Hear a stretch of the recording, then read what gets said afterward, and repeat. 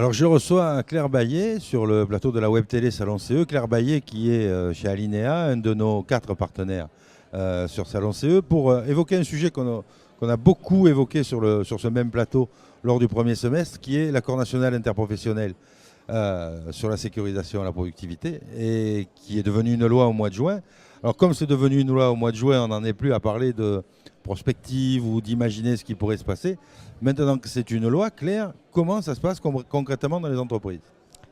Alors, malgré tout, même si la loi est adoptée, on va quand même avoir besoin d'un peu de recul parce que tout n'est pas, je dirais, il n'y a pas de réponse à tout, il y a encore des questions qui se posent. Maintenant, ce qui est sûr, c'est que la loi, elle est formalisée. On imagine bien ce que ça va changer en termes de relations sociales dans l'entreprise. Moi, je dirais que globalement, il y a plusieurs. Enfin, ce qui va changer le rapport entre les IRP. Déjà, alors IRP, instance représentative du personnel. Il y a une redistribution des rôles qui est claire entre le CE et les organisations syndicales, qui apparaît dans cette loi. Alors ça apparaît à plusieurs titres. D'abord avec les accords de maintien dans l'emploi. Donc puisque, je ne sais pas si vous le savez, mais ces nouveaux accords vont permettre, dans le cadre d'une négociation menée avec les organisations syndicales, de proposer, on va dire, une négociation d'effort social où les salariés vont devoir faire un effort, on va leur demander de faire un effort en termes de salaire, de renoncer peut-être à des jours de congé, des jours de RTT. Oui, ce qui s'est passé chez Bosch par exemple. Ce qui s'est passé chez Bosch, chez Peugeot, chez Continental, chez Steel, enfin... Alors, ils existaient déjà avant la loi, ces accords-là, ces pratiques-là.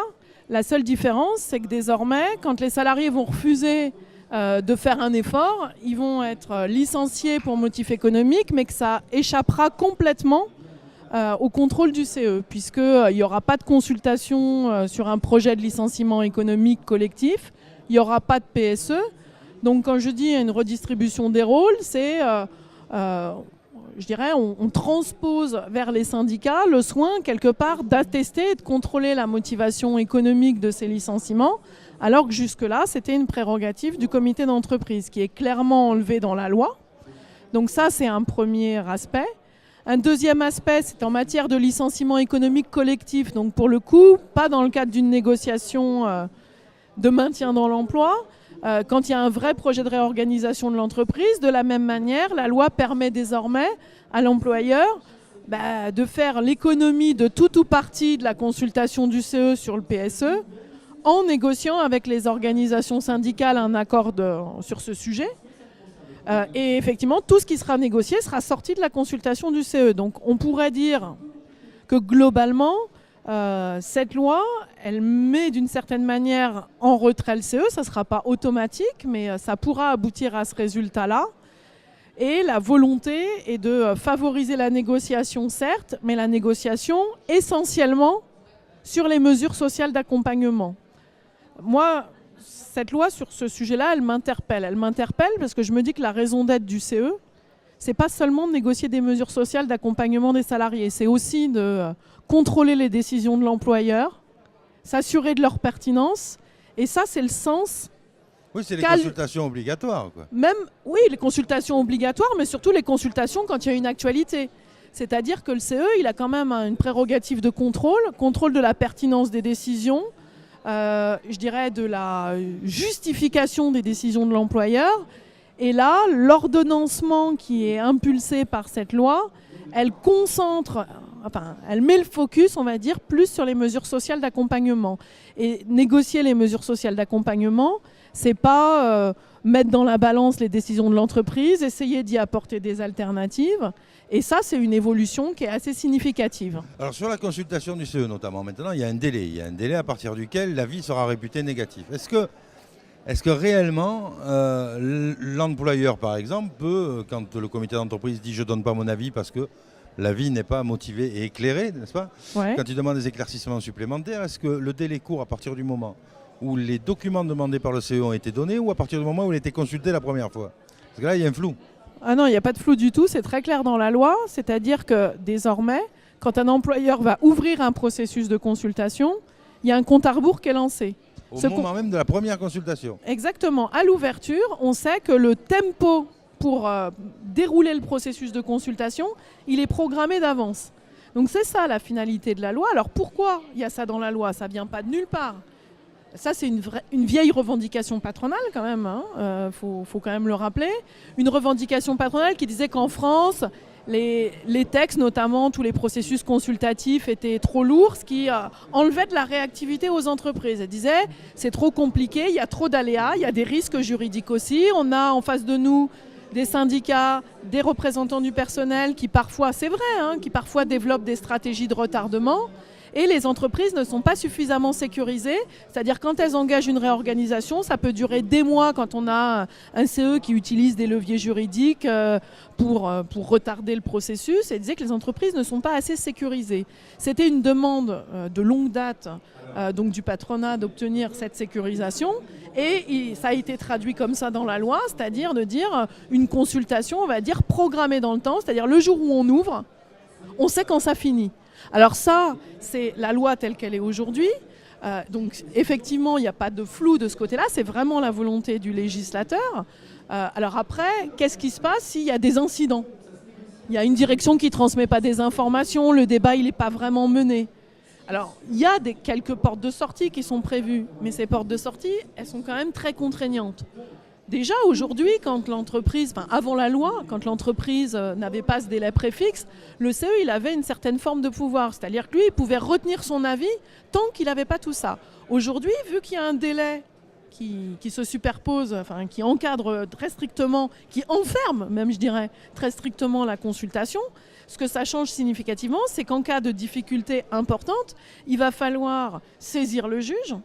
Donc déjà, tous les CE ne sont pas à égalité pour une saisine du juge quand même, hein. Les moyens des CE, ce n'est pas dans la culture non plus. Alors il va certainement y avoir un cas de jurisprudence. Admettons qu'il y ait une réorganisation dans une entreprise, que le comité d'entreprise demande l'organigramme cible, que l'employeur ne veuille pas communiquer l'organigramme cible. Vous n'allez pas me dire quand même que le compte à rebours, il est parti le jour où il y a eu la première consultation. Le compte à rebours, il part toujours depuis le départ. Simplement, s'il y a un obstacle de cette nature qui est essentiel pour mener la consultation, le CE, il devra quand même, le délai préfixe, il ne va pouvoir être prolongé que de deux manières.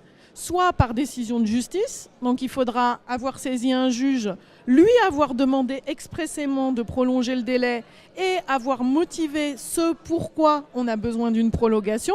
Ça peut être une information essentielle qui manque. Donc le juge peut, mais ça n'est qu'une faculté pour le juge. Il va regarder en fonction des cas d'espèce.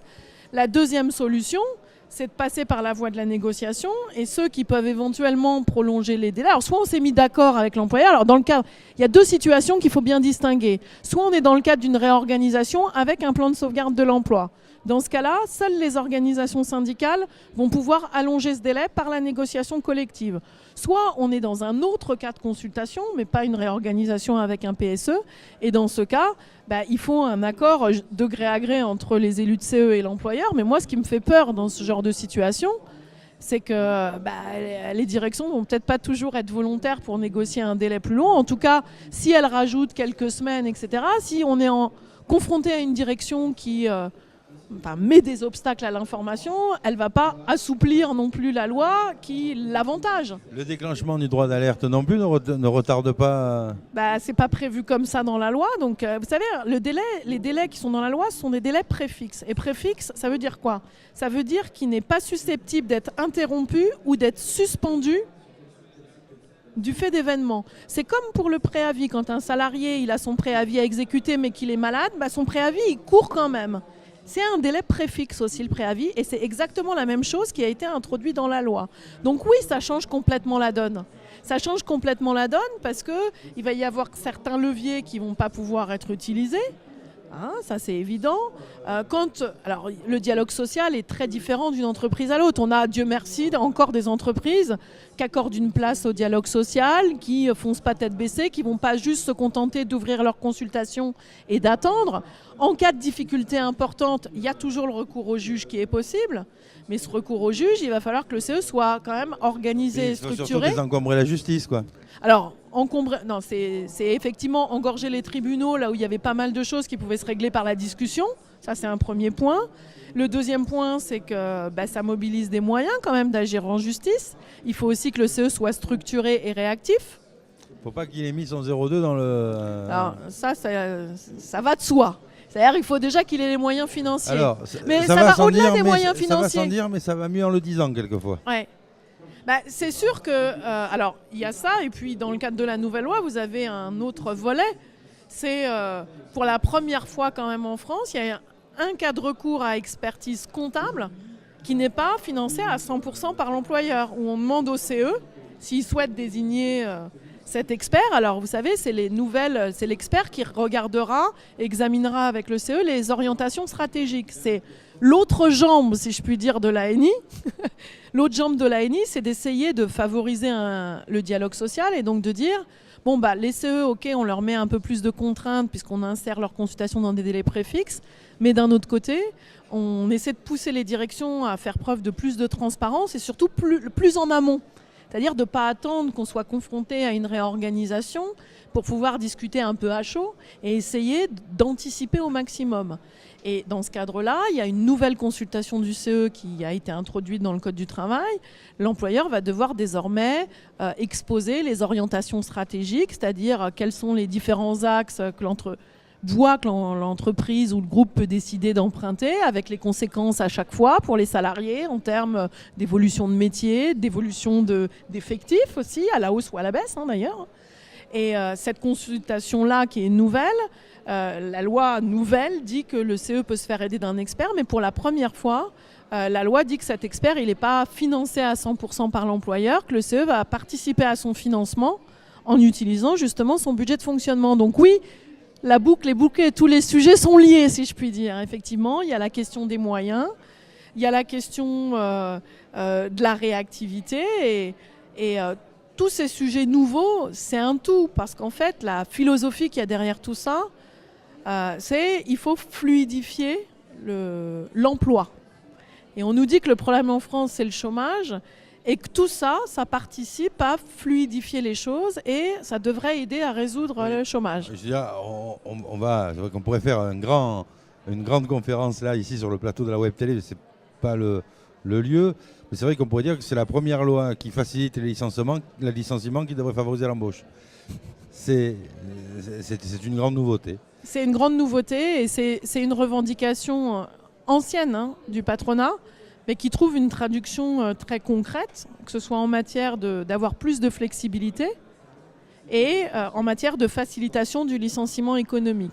Et même, je dirais même plus que facilitation du licenciement économique, c'est que pour la première fois, on a quand même des licenciements économiques qui sont pas contestables devant les prud'hommes aussi, pour les salariés qui en feront les frais, si je puis dire. Et c'est quand même une première, quoi. Donc, alors, si je m'adresse aux internautes et l'UTCE, je peux leur dire, formez-vous. Parce que si en plus vous n'êtes pas formés, ça va ajouter de la difficulté à la difficulté dans le dialogue social dans l'entreprise. Merci Claire Baillet d'être venue sur le plateau de la Web Télé. Merci à vous. On refera un point au mois de février sur cette même loi. Ouais, et comment pour elle aura... quelques mois d'application, comment Voilà, ça se passe dans les entreprises. Et puis dans les entreprises, vous nous direz ce que vous constatez, ce que vous voyez et comment même votre métier pourrait avoir changé. Merci Claire, à bientôt. Merci, au revoir. Au revoir.